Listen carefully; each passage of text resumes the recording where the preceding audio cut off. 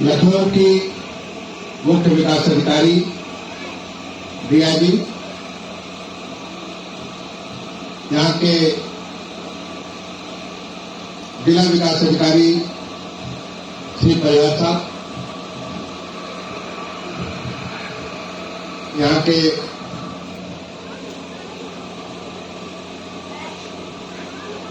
BDO साहब, गांव की प्रधान सुनीता जी, हमारे जिला परिषद के पूर्व अध्यक्ष श्री राम मनोहर मिश्रा जी, आज के इस कार्यक्रम में उपस्थित समस्त अधिकारी कर्मचारीगण, सम्मानित नागरिकों, देवियों और सज्जनों, मुझे बहुत खुशी हो रही है कि आज जब हम आजादी का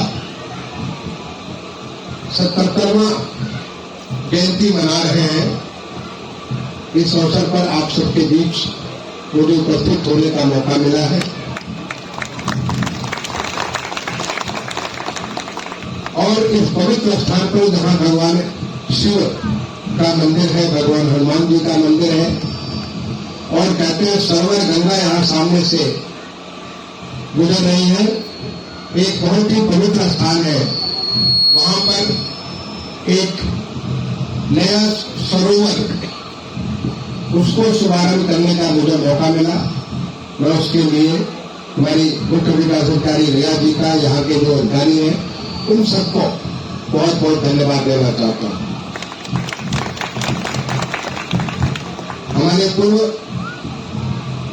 जिला परिषद के अध्यक्ष जब मैं लखनऊ का मुख्य विकास अधिकारी हुआ करता था 1990 फरवरी से लेकर के जुलाई 1993 तक, उस पूरे अवधि में हमारे जिला परिषद के अध्यक्ष से श्री राम मनोहर मिश्रा जी, उनकी बड़ी इच्छा थी कि यहाँ पे ऐसा कुछ काम कराया जाए और ये काम आज संपन्न हुआ। मैं मिश्रा जी को भी अपना प्रणाम अर्पित करता हूँ। आज आजादी का 77वां जयंती है। इस अवसर पर उन तमाम सारे वीरों ने, शहीदों ने, जिन्होंने अपना सब कुछ न्यौछावर किया, अपना उम्र, अपनी नौकरी, अपना व्यवसाय, अपनी शिक्षा, सब कुछ देश के लिए आहुति में ले दिया ताकि हम और आप एक आजाद मुल्क के नागरिक बन सके। उन तमाम सारे वीरों को, उन तमाम सारे हमारे बलिदानियों को अपनी तरफ से, आप सबकी तरफ से मैं विनम्र श्रद्धांजलि अर्पित करता हूं। उनका बलिदान था जिसकी वजह से आज हम सभी आजाद हैं। आप सब कुछ कर सकते हैं जो आप सोचते हैं, नहीं तो यहाँ पे अंग्रेजों की हुकूमत थी और बहुत सारे जगह हम जा भी नहीं सकते थे, बहुत कुछ चीजें सोच भी नहीं सकते थे। हमारे यहाँ शिक्षा थी, बेरोजगारी थी, बहुत सारी तमाम किस्म की इतनी कठिनाइयां थी, लेकिन एक आजाद देश के रूप में हमने पिछले 76 सालों से एक बहुत कुछ विकास किया, बहुत कुछ हासिल किया और पिछले 9 साढ़े 9 साल में तो ये इसकी रफ्तार इतनी तेज हो गई है कि जो माननीय प्रधानमंत्री जी ने पिछले साल एक संकल्प लिया 15 अगस्त 2022 को लाल किले के प्राचीर से कि हम अगले 25 साल में अपने देश को विकसित देश बनाएंगे, आत्मनिर्भर देश बनाएंगे। यानी जैसा दुनिया के बड़े बड़े कुछ ऐसे देश है, अमेरिका है, इंग्लैंड है, जर्मनी है, जापान है, साउथ कोरिया है, ऑस्ट्रेलिया है, न्यूजीलैंड है, ऐसे जो देश है, जो विकसित देश है, हम उनकी बराबरी करेंगे जब हम आजादी का 100वां साल मनाएंगे 15 अगस्त 2047 को, तो भारत एक विकसित देश होगा। हमारे नागरिकों को ऐसा सम्मान मिलेगा, ऐसा गौरव मिलेगा। और वो करने के लिए आप देख रहे हैं कि पिछले 9 साढ़े 9 साल से जिस प्रकार से देश में एक ऐसा परिवर्तन की लहर आई है, एक ऐसा कायाकल्प हुआ है जिससे आज सभी नागरिकों को विश्वास जगा है कि हम निश्चित रूप से एक आत्मनिर्भर और विकसित देश बनेंगे अगले 25 सालों के भीतर। ये करने के लिए माननीय प्रधानमंत्री जी ने पंच प्रण, इसको भी उन्होंने पिछले साल ही पंच प्रण की हम सबको संकल्प दिया कि इन 5 प्रण को अगर हम लेंगे तो हम देश को विकसित कर देंगे। तो 5 प्रण क्या है हमारे, अभी आपने हमारे साथ शपथ ली है। उसका पहला प्रण है कि हम 2047 तक अपने देश को आत्मनिर्भर और विकसित राष्ट्र बनाएंगे। यानी हम सबका, हर नागरिक का, हर किसान भाई का, हर माताओं का, हर बहनों का, हर बच्चों का, हर हमारे बुजुर्गों का, सबका एक संकल्प है कि हम अपने देश को 2047 तक एक आत्मनिर्भर और विकसित देश बनाएंगे। आप सोचिए, जब देश की 140 करोड़ लोगों की ऊर्जा देश को विकसित और आत्मनिर्भर बनाने के लिए अगर तैयार होगी तो फिर तो हमारी पूरी क़यामत, सारी की सारी सृष्टि हमारे साथ साथ होगी, भगवान की वो ताकत हमारे साथ होगी और देश हमारा विकसित और आत्मनिर्भर बन करके निकलेगा। जो हमारा दूसरा प्रण है कि हम अपने देश में गुलामी की हर निशानी, गुलामी की जो हमारी मानसिकता है उसको जड़ से निकाल के फेंक दें। हम 1947 15 अगस्त को आजाद जरूर बन गए, लेकिन हमारे भीतर गुलामी की मानसिकता ऐसी भरी पड़ी हुई थी जिसके नाते हम अपने आप के ऊपर कोई इज्जत नहीं करते, चाहे हम जो भी कर ले, लेकिन हमें लगता है कि हम गुलाम हैं और वो और लोग हैं जो हमको आगे बढ़ा सकते हैं। ऐसा नहीं है, बल्कि हमारे देश से गुलामी की जो तमाम सारी जो हमारी मानसिकता है, हमारी जो सोच है, हमारे निशान है, उन सबको उखाड़ फेंकेंगे। भारत होगा, भारत के लोगों का होगा, भारत के लोगों के द्वारा विकसित किया जाएगा। इस प्रकार के भाव से हम आगे बढ़ेंगे, तब हम देश को विकसित राष्ट्र बना पाएंगे।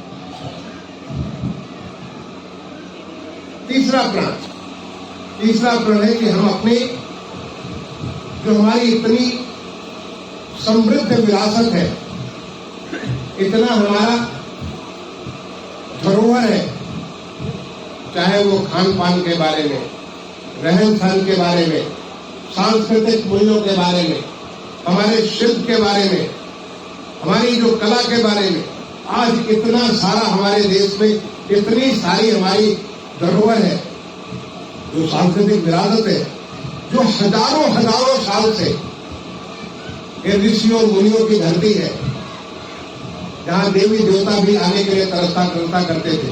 ये राम और कृष्ण की जन्मभूमि है, भगवान बुद्ध की जन्मभूमि है। ऐसे तमाम सारे ऐसे लोगों को जिन्होंने पूरे दुनिया को वो प्रकाश दिया, वो आलोक दिया, जिसे दुनिया वसुधैव कुटुंबकम के रूप में सबको आगे बढ़ने की शिक्षा दी। ऐसी धरती है, उस अपने धरोहर को, उस अपनी विरासत को हम सम्मान दें।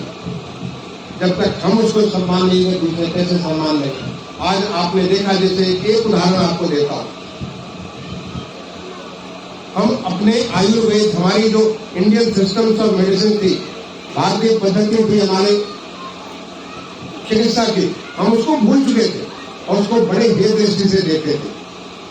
आज जब कोविड का महामारी आया पूरे दुनिया में, आप देखिए कि हमारे भारतीय चिकित्सा पद्धति इस तेजी से आगे बढ़ी कि आज दुनिया देख रही है कि कैसे योग, पूरे अंतर्राष्ट्रीय में योग से लोगों को स्वस्थ रहने की प्रेरणा मिल सकती है।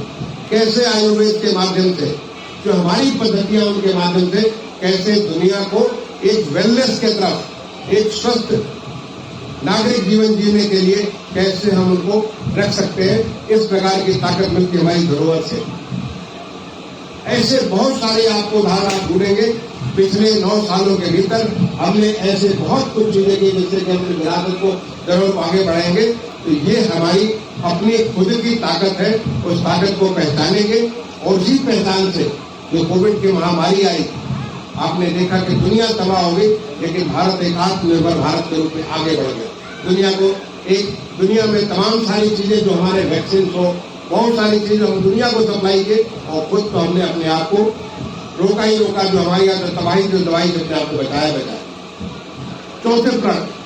चौथा प्रण है हम एकजुट होकर के, एका होकर के, एकता के रूप में सबको मिला करके, सब मिल करके हम अपने देश को विकसित करेंगे। हमारे जो लोग हमारी रक्षा कर रहे हैं उनके प्रति एक सम्मान का भाव रखेंगे और सब मिलकर के, समाज का कोई भी वर्ग ऐसा नहीं है, जाति पंथ अन्य तमाम सारी जो हमारे बने हुए डिवीजन किसी और कारण से बने हुए, लेकिन सारे के सारे लोग मिलकर के, सब मिलकर के अपने देश को आगे बढ़ाएंगे। ये देश की एकता एकजुटता को ये प्रदर्शित करेगी, हमारा चौथा प्रण होगा। और इसी का नतीजा है, देखिए कि आज जिस प्रकार से पहले हम कहते थे कि लेडीज को विमेन इंपावरमेंट की बात करते हैं, देखिए कि विमेन का बेटी बचाओ बेटी पढ़ाओ, आज पूरे हमारे देश में जिस प्रकार से हर क्षेत्र में महिलाओं का एक बहुत बड़ा योगदान उन्हें नेतृत्व मिला है। चाहे वो हमारा मिलिट्री हो, एयरफोर्स हो, आर्मी हो, नेवी हो, पैरामिलिट्री फोर्सेज हो, पुलिस फोर्सेज हो, हर जगह, चाहे अंतरिक्ष की यात्रा करने की बात हो, हमारे समुद्र के अंदर अनुसंधान करने की बात हो, हर जगह कोई ऐसा क्षेत्र नहीं है जहां हमारी बेटियों ने अपना नाम नहीं किया है। सब लोग मिल करके, समाज के हर वर्ग मिल करके अपने देश को आगे बढ़ाएंगे। ये हमारे देश की एकता एकजुटता है, जो माननीय प्रधानमंत्री जी ने 15 अगस्त 2014 को एक लक्ष्य लिया स्वच्छ भारत मिशन का। उन्होंने कहा कि जिस दिन हमारे देश के 125 करोड़ लोग ये तय कर लेंगे कि हम स्वच्छ रहेंगे, दुनिया की कोई ताकत में स्वच्छ नहीं कर सकती। और उसका नतीजा आप देख रहे हैं कि कैसे हमारे गांव, हमारे नगर, हमारे शहर सब कुछ हमारे साफ सुथरे हो गए, क्योंकि लोग उसके साथ जुड़ गए। और जो 5वां हमारा प्रण है, वो प्रण है कर्तव्य भावना का। हर नागरिक अपने कर्तव्य के प्रति सजग होगा, अपने कर्तव्य को पूरा करेगा। अगर हर नागरिक का मतलब हुआ, एक एक नागरिक जो 140 करोड़ देश की जनता है, या हमारे प्रदेश की 25 करोड़ जनता है, अगर छोटा बच्चा पढ़ रहा है, उसका कर्तव्य है कि कैसे पढ़ाई में बहुत अच्छा करे। एक किसान हमारा खेती कर रहा है, उसकी जिम्मेदारी है कि कैसे खेती से अधिक उपज करे, अधिक से अधिक अन्नदाता है, कैसे अधिक से अधिक अन्न उपजाए जिससे लोगों का भरण पोषण हो सके। एक मजदूर जो हमारे श्रमिक बंधु है, वो जो काम करे, अभी आपने देखा कि इतना बड़ा हमारा देश का पार्लियामेंट, जो हमारी जो संसद भवन है, कितना बढ़िया खूबसूरत भवन बनकर के तैयार हुआ, वो हमारे देश के श्रमिकों ने बनाया, हमारे देश के आर्किटेक्ट ने बनाया, हमारे देश के जो तमाम सारे जो जगह जगह से सामान आया, सबने मिलकर बनाया। ये हमारा जो है, हर कोई अपने कर्तव्य को अच्छे से निभाएगा तो बहुत अच्छा काम होगा। जो हमारे शिक्षक भाई है, चाहे गांव का प्राइमरी स्कूल हो, हाई स्कूल हो, इंटर कॉलेज हो, डिग्री कॉलेज हो, यूनिवर्सिटी हो, अगर हमारे शिक्षक अपना कर्तव्य अच्छे से निभाएंगे, हमारे व्यवसायी हैं जो व्यवसाय करने वाले, वो अगर अच्छे से कर्तव्य को निभाएंगे, हमारे जो उत्पादक, जो तमाम सारे मैन्युफैक्चरिंग की इंडस्ट्री है, जो उद्योग धंधे हैं, अगर वो अपने कर्तव्य को अच्छे से निभाएंगे, जो हमारे प्रशासन के लोग हैं, पुलिस के लोग हैं, मिलिट्री के लोग हैं, राजनेता हैं, हर कोई का अपना कर्तव्य है, और अपने कर्तव्य को जब अच्छे से निभाएंगे तो जो माननीय प्रधानमंत्री जी की जो एक उनका जो संकल्प है, उनकी जो सोच है कि हम देश को विकसित करेंगे, दुनिया की कोई ताकत में नहीं रोक सकती, और हम एक आत्मनिर्भर और विकसित देश बनेंगे। ये हमारा पंच प्रण है जो आपने अभी हमारे साथ किया। मैं आपसे कहूंगा कि इसके बारे में आप सोचिए कि मैं क्या कर सकता हूं। लोग कहते हैं हमें क्या मिलने वाला, आप सोचिए हम क्या कर सकते हैं। मिलने वाला तो आपको मिल ही रहा। आज हमारे उत्तर प्रदेश में जिस प्रकार से विकास की लहर है, एक तरफ माननीय प्रधानमंत्री जी देश को जिस तेजी से आगे बढ़ा रहे हैं, उसमें उनसे कदम से कदम मिलाकर हमारे माननीय मुख्यमंत्री जी हर कार्यक्रम में, जैसे कोविड आया तो कोविड का जिस प्रकार से संचालन हमारे प्रदेश में किया जाता है, यहाँ पे अनुकरणीय एक एग्जाम्पल था दूसरों के लिए। अगर हमारा ग्राम विकास हो रहा तो ग्राम विकास के बारे में उत्तर प्रदेश में काम हो रहा है, शहरों का विकास हो रहा है जो इस प्रकार से काम हो रहा है, इंफ्रास्ट्रक्चर, सड़क है, बिजली है, आपका रेल है, एक्सप्रेसवेज है, वाटरवेज है, जितने सारे काम हमारे उत्तर प्रदेश में हो रहे हैं, हवाई अड्डे हैं, वो अपने आप में दूसरों के लिए एक मिसाल पेश कर रहे हैं, देश के लिए मिसाल पेश कर रहे हैं। जिस प्रकार से हमारी आर्थिक उन्नति हो रही है, जिस प्रकार से उद्योग धंधे पहले खत्म हो गए थे उत्तर प्रदेश में, आज जिस तेजी से हमारा उद्योग धंधों का विकास हो रहा है, जिस प्रकार से नए नए विश्वविद्यालय बन रहे हैं, नए नए इंस्टीट्यूशन बन रहे हैं, नई नई संस्थाएं खड़ी हो रही, नए किस्म की ऊर्जा के साथ आज हमारे माननीय मुख्यमंत्री जी ने जिस प्रकार से अपने प्रदेश को 6-6.5 साल में जिस तेजी से आगे जो विकास किया, उसमें कोई भी समाज का ऐसा वर्ग नहीं है जो कि आगे नहीं बढ़ रहा। हर कोई आगे सोच रहा, आज उसे उत्तर प्रदेश का नागरिक होने के लिए गर्व है। पहले होता था कि आप कहाँ गए तो आप सोचते थे बीमारू राज्य उत्तर प्रदेश, तो आप कहते थे हम दिल्ली के। लेकिन आज कहीं भी दुनिया में लोग, जैसे मुझे मौका मिला बाहर जाने के लिए, वहां पे जो लोग हैं वो कहते हैं उत्तर प्रदेश के हैं। तो ये हमारा प्रदेश जिस प्रकार से बढ़ रहा है उसमें हम सब लोग शामिल हो सकते हैं। यहाँ पे जो भी अमृत सरोवर कभी उसका जो शुभारंभ करने का मुझे सौभाग्य मिला, ये माननीय प्रधानमंत्री जी की प्रेरणा से पूरे देश भर में अमृत सरोवर बनाए जा रहे हैं। हमारे गांव में पोखरे होते थे, तालाब होते थे, वो सारे के सारे तालाब पोखरे खत्म हो गए थे, समय तक खत्म हो गए। उसका कारण आप समझ लीजिए कि जिसकी वजह से लोग उसको कुछ लोग काट करके ले गए। वहां पे जो पानी आता था, पानी का रास्ता उसको बंद कर दिया। धीरे धीरे उसमें इतनी ज्यादा जो है सिल्टेशन हो गया कि वहां पे पानी ठहरता भी नहीं था। लेकिन जो माननीय प्रधानमंत्री जी ने प्रेरणा दी पूरे देश भर में अमृत सरोवर बनाने के लिए, आपको जानकर खुशी होगी पूरे देश में जितने अमृत सरोवर बने उसका 40% तो हमारे प्रदेश में ही बने। और उसी में आज आपका भी अमृत सरोवर यहाँ पे जुड़ गया। इस अमृत सरोवर के रहने से कितने सारा पानी जो आएगा उससे कितना लाभ मिलेगा। और वो अमृत सरोवर जो कि हमारे यहाँ पे जो सरवर गंगा है, भगवान शिव का जो मंदिर है सामने, हनुमान जी का जो मंदिर है यहाँ पे बगल में, वहां पे ये सरवर गंगा का रूप, मुझे तो याद है जब मैं मुख्य विकास अधिकारी हुआ करता था, यहाँ पे कई बार मैं आया और यहाँ पे तमाम सारे इस नदी के जो नदी के रूप में होता है, इसमें पानी होता है। आज वो खत्म हो गया तो थोड़ी बरसाती पानी है। मैं मुख्य विकास अधिकारी से अनुरोध करूंगा, आज हमारे उत्तर प्रदेश में आपने अभी हाल में सुना होगा, इस बार के पहले वाले जो मन की बात का जो कार्यक्रम था, उस मन की बात के कार्यक्रम में माननीय प्रधानमंत्री जी ने हमारे प्रदेश के एक जो पूरी की पूरी एक नदी को उसको कैसे रिवाइव किया गया उसके बारे में उसकी कहानी सुनाई थी। ऐसे हमारे प्रदेश में सैकड़ों नदियों को वापस रिवाइव किया गया जो समय के साथ वो खत्म हो चुके थे। ये हमारा मनरेगा कार्यक्रम के माध्यम से, CSR के माध्यम से बहुत सारी नदियों को, नालों को जो खत्म हो चुके थे उनको रिवाइव किया गया। उनको रिवाइव करने से आसपास जो वनस्पतियां हैं वो सब कुछ इतनी सारी बढ़ गई। मैं रिया जी से ये अनुरोध करूंगा कि इस सरवर गंगा का इसका जो आप यहाँ पे ड्रोन के माध्यम से पूरा सर्वे करिए, देखिए इससे कहाँ से स्रोत है, कहाँ तक ये जाता है और इसको कैसे रिवाइव कर सकते हैं, दोबारा इसका पुनर्जीवित कर रहे। एक बार दोबारा उसमें जो ऊर्जा थी, यहाँ पे जो मंदिर के पास लोग आए और आकर के इसके नदी के पानी को लोग यहाँ पे स्नान भी करें, अपना यहाँ पे पूजा ध्यान भी कर सके, वो चीज वापस नाम रखा है सरवर गंगा। तो सरवर गंगा के बगल में तो सरोवर जरूर बन गया है, बट इसको भी एक बार दोबारा पुनर्जीवित करने की आवश्यकता है। और मैं निश्चित रूप से समझता हूँ कि लखनऊ जनपद इस काम को करेगा।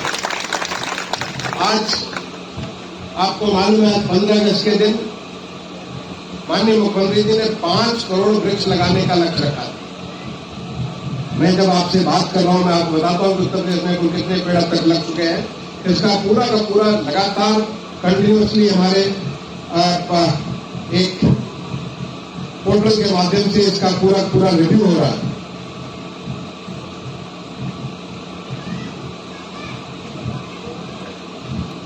देखिए, जब मैं आपसे बात कर रहा हूं, ये पूरा का पूरा हिसाब लग रहा है। अब तक हमारे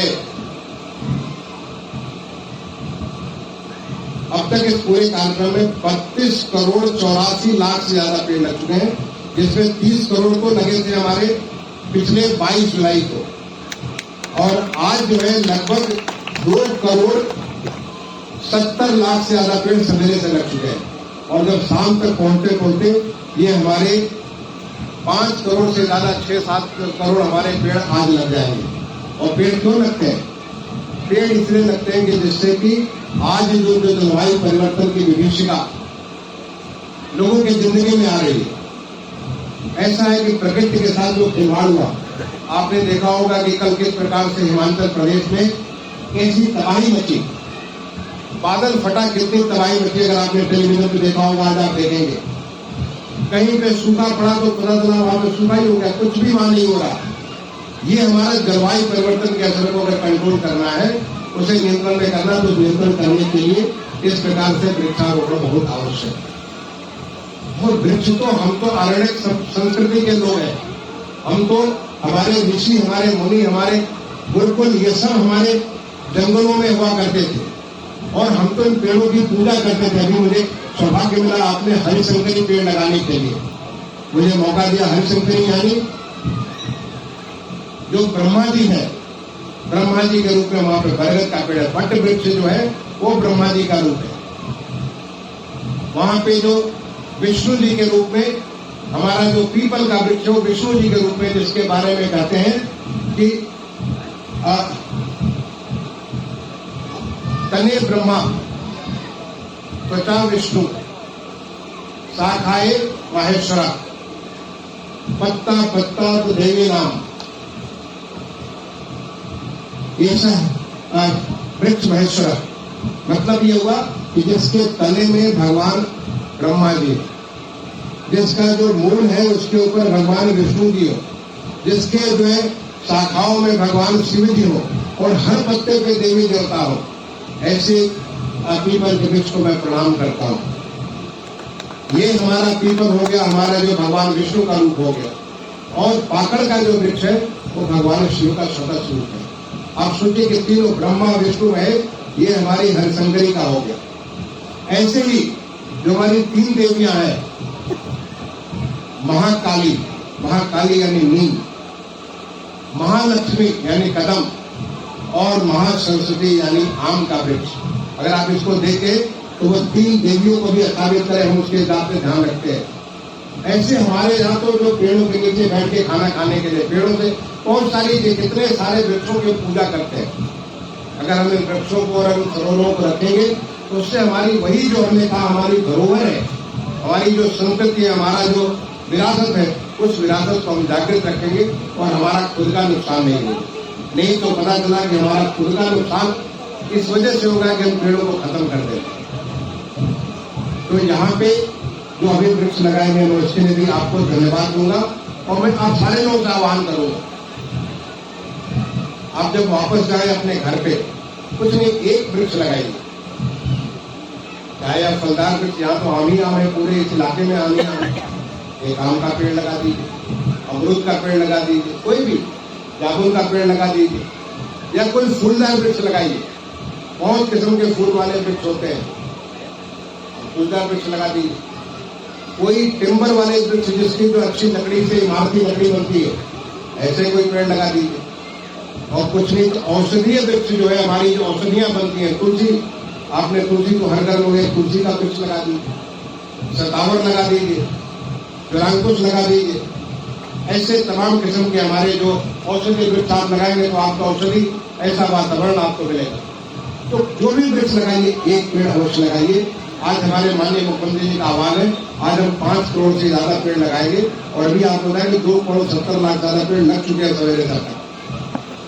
ये हमें आज इसको पूरा करना है, तो हम पेड़ भी लगाएंगे, पेड़ को बचाएंगे और साथ ही साथ पेड़ की रक्षा भी करेंगे और साथ ही साथ जल को भी संरक्षण करेंगे। और जब हम इनको बचाएंगे, इनका संरक्षण करेंगे, तो हम खुद भी बचे रहेंगे और हम ही नहीं बचेंगे बल्कि हमारी आने वाली पीढ़ियां भी बची रहेंगी। नहीं तो वो समय दूर नहीं सकती, या तो अतिवृष्टि होगी या अनावृष्टि होगी, या तो पानी नहीं बरसेगा या पानी इतना बरसेगा कि लोगों को नुकसान बर्बाद कर देगा। आज जब देश हमारा बदल रहा है, देश का हमारा कायाकल्प हो रहा है, जो चाहे देश में माननीय प्रधानमंत्री जी की उस ऊर्जा के साथ जो देश का विकास हो रहा है, माननीय मुख्यमंत्री जी की उस स्टेटस के साथ आज पूरा प्रदेश किस तरह से आगे बढ़ रहा है, उसमें हम सभी नागरिकों का ये दायित्व बनता है कि हम उन सारे कार्यक्रमों से जुड़ करके जहां है वहीं पे सबसे अच्छा कार्यक्रम करें। तो मैं इन्हीं बातों के साथ एक बार दोबारा आप सारे लोगों को इस स्वतंत्रता जो हमारी 77वां जो स्वतंत्रता दिवस है उसको आप सबको अपनी तरफ से बहुत बहुत शुभकामनाएं देता हूं और आप सबसे गुजारिश करता हूं कि आप सारे लोग एक जिम्मेदार नागरिक के कर्तव्य भावना के साथ जो पंच प्रण लिए हैं उस पंच प्रण के हिसाब से आगे बढ़े, जहां है वहीं से आगे बढ़े। आप बढ़ेंगे तो हमारा प्रदेश बढ़ेगा, आप बढ़ेंगे तो हमारा देश बढ़ेगा। एक बार दोबारा उन तमाम सारे वीरों को, उन तमाम सारे शहीदों को, उन तमाम सारे बलिदानियों को जिन्होंने अपना सब कुछ ले करके हमको आज ये मौका दिया कि हम आप यहाँ बैठ करके स्वतंत्रता दिवस का समारोह बना सकते, नहीं तो यहाँ पे कोई बाहर से लोग आते पीट करके हमें बाहर भगा देते। यहाँ पे उन तमाम लोगों के प्रति अपनी तरफ से आप सबके तरफ से अति विनम्र श्रद्धांजलि अर्पित करता हूँ, सबको अभिनंदन करता हूँ, तो सबका नमन करता हूँ। इसके साथ सभी बात को समाप्त करता हूँ। धन्यवाद। जय हिंद।